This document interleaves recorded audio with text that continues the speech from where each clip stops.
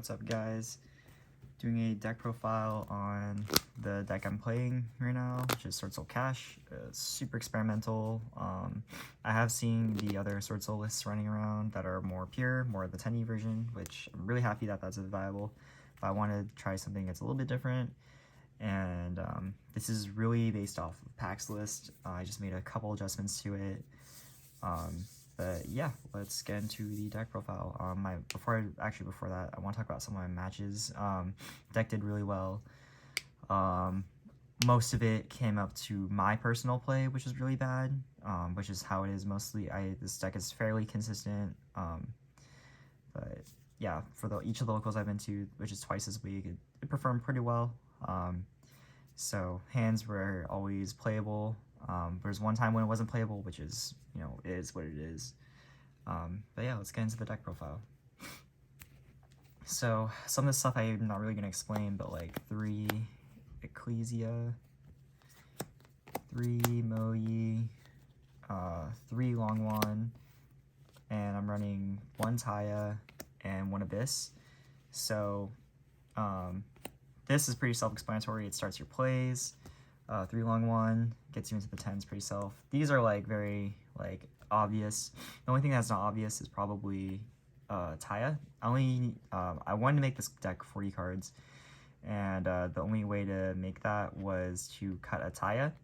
I originally was thinking about cutting a Abyss Dragon, but the fact that you can pop a field spell and manage a card so it could be your own is really good. Yeah, target 1 card in the field zone and 1 card in your opponent controls or in the graveyard. Super strong. I'm glad I kept this in. This is probably like this and the 10es are probably like one of the best things you want to pitch off of for a long one. Pitching this off for a long one is really, really good.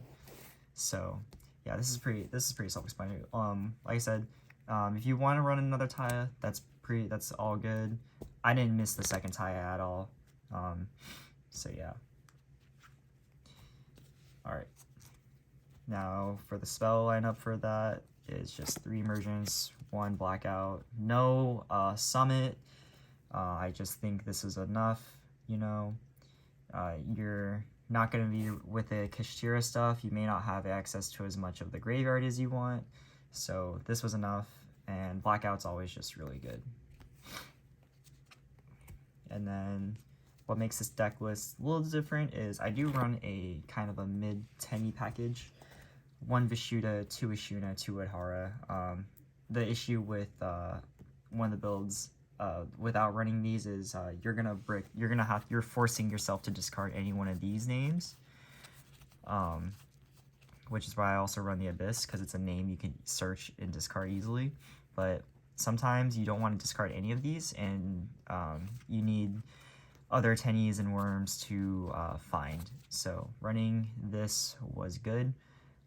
Did it clog? Not really. I didn't really see them, but I always had to hide. I didn't see multiples most of the time. I actually just mostly opened 1. And that 1 was the one I usually discard off of Longwan or to reveal for Moyi. So I think this ratio was good. There is an argument to maybe cut, maybe not run these, or maybe cut an Adhara, but there was enough worm names and cards to discard and to reveal for the Swordsoul engine that it worked. So this worked fine for me. You're welcome to change it. You will see there will be quite a bit of conflictions with this deck, but it's all dependent on what you're playing against and how you want to go about it. It's a very, Swordsoul is known for being a very open-ended deck, which is what makes me want to come back and playing it, aside from playing something else. So for the Kashtiras, we have 3 Unicorn, 1 Fenrir, 1 Scareclaw, Kashtira, 3 Pressured Planets, 1 Theosis, 1 Birth, and 1 Terraforming is an honorary card. This is my Kashtira package. This did not brick on any of them. What I found was most of the time you're opening either 1 engine or the other, and then hopefully you can open both. You're going to open 1 engine or the other, and then I open both most of the time. That's just how it drew for me. You only need 1 Fenrir. You don't really need multiples. You can bring it back with birth and stuff, and you don't want to draw multiple Fenrir. So, and the way Kashtiras are is it's very much a, you know, if you open one, any one of these, maybe except for maybe not this, you can easily make it a Rise Heart easily.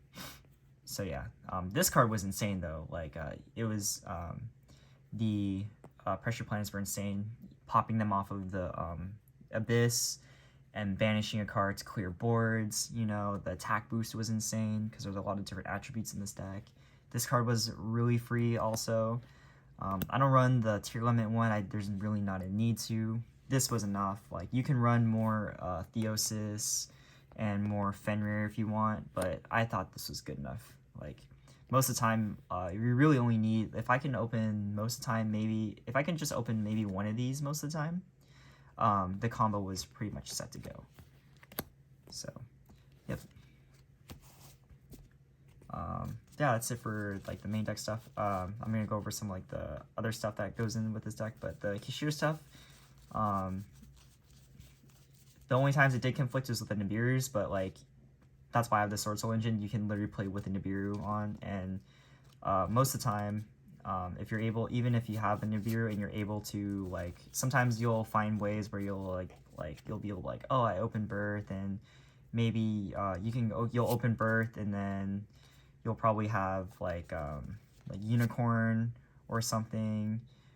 You can usually you can just jip it out by like normal summoning a Fenrir and searching like the Scareclaw, and then if you just somehow, like, you can find weird ways of like just making a big eye out of nowhere and taking the token. So yeah, this stuff does, like, it conflicts, but like it depends on how you go about it, you know. I didn't really have an issue with it the whole time, but if you don't like any of the Kashtira stuff, or you don't want to buy all that stuff, the pure version is just as fantastic. It's really good right now. It's in a really good spot. I've been seeing a lot of lists with the pure one topping and doing well at locals, and some of the other tournaments. But yeah, the other thing is the hand traps. Nib, this thing overperformed like hell. Like every deck, like, this really messed up. The Kashtira matchup fucked them up. Sorry, I can't say that. The Kashtiras messed them up. Branded messed them up, you know, because they can't really end on a board with like a negate usually. And if they play super hard into it, like, especially if you make them go second, they will try to play into it. Yeah, this was just insane. 3 Ash, because you need, it's just a good card, and it goes well into Kashtiras, and this card practically solos Branded. And then the last one is 3 Imperm. No Effect Veiler and Destrudo this time, unfortunately. I didn't really need it. If you need Yazi access, you have the spell for that. So yeah, but this card was insane the whole weekend. That was it. Clean 40 cards. No desires in this. You don't need desires. This deck was consistent enough by itself. So, yeah. Well, let's go over the extra deck. Put these off to the side. Your 10s, you had Baron, Chen Ying, and Long One. So, note about any of these. If you think they don't have a Nibiru, you don't have to make this, because these by themselves with an Arise Heart is fucking insane. Again, I'm saying it. This was insane. The boards where you can make a Chen Ying plus an Arise Heart, insane, really insane value. And also this was insane too for like going into time. But most of the time you're gonna be making, unfortunately, you're gonna be making the Baron so you don't get nibbed, which probably is the smarter play. Nib, so that's it for the 10s. For the 8s, you have to run, I'm running 2 Qishao, self-explanatory, and 2 Boxia. 2 Boxia is, because I run the 10E, when you run the 10Es, you're gonna have to run, 2 Boxia. You can try to get away with 1, but like it's super easy to just OTK with just like 2 of these guys. Making 2 Boxia, spinning everything back, Really, really good, you know. The last one is a Draco Berserker for the 8s. This is insane too. Just like being able to walk over everything with it is really good. And it banishes, which is really it also synergizes because it also banishes. And then the last one is a Yazi, because you can still make Yazi with the emergence. Just change the level, or you can change the level of any of the tennies. And yeah, this gets you going too. For the exceeds, we have double Rise Heart. Broken card. I don't know why. This card is so good. Like, going first and setting this up, plus so my average end board was usually like this. It's like ended with these plus like a blackout or something, and this was like really hard for people to play through, especially if you don't ever get to use your Baron negate and Chi Shao banishing the stuff that's already in your graveyard. Because what you do is you would summon a Kashtira, search your card, and then go into the Tenyi combo or the Swordsoul combo, and then you start making this stuff, and it's super hard to out for them. But a Rise Heart, super broken card. I can't tell you, like, I've won a lot of games just by this card by itself, especially in the Brandon matchup. Like, I put them down on, they had to add the Fallen Albaz back, and then he went normal summon Albaz. This thing had 3 materials on it. Detach it, and then detach it, banish it, can't resolve anymore, and then yeah, it was fucking really, really insane. Yeah, this card is so good. The other thing I ran was double Zeus. Never made it once. Just never made it. I never had to make it. I never had to make it a play where you would go a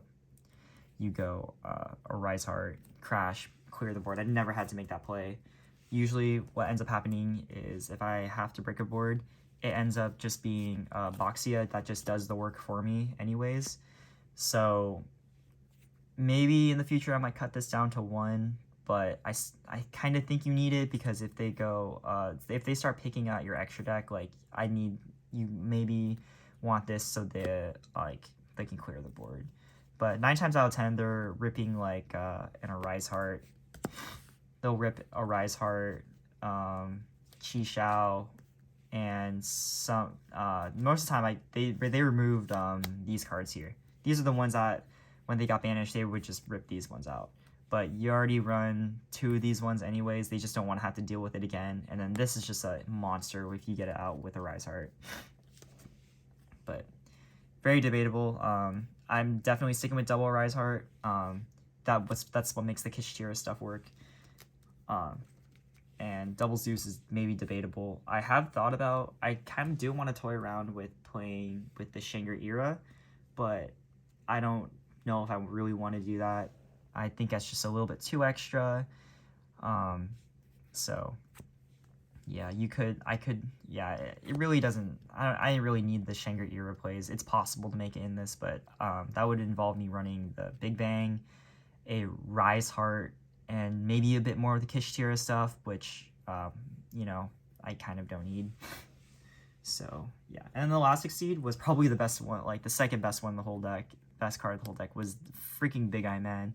The feeling of just absolutely, like, going apeshit by dropping Nib, and then if you weave your way into making a Big Eye with a Nib, and you steal the token, oh my god. I've won so many games off this card. This is super broken.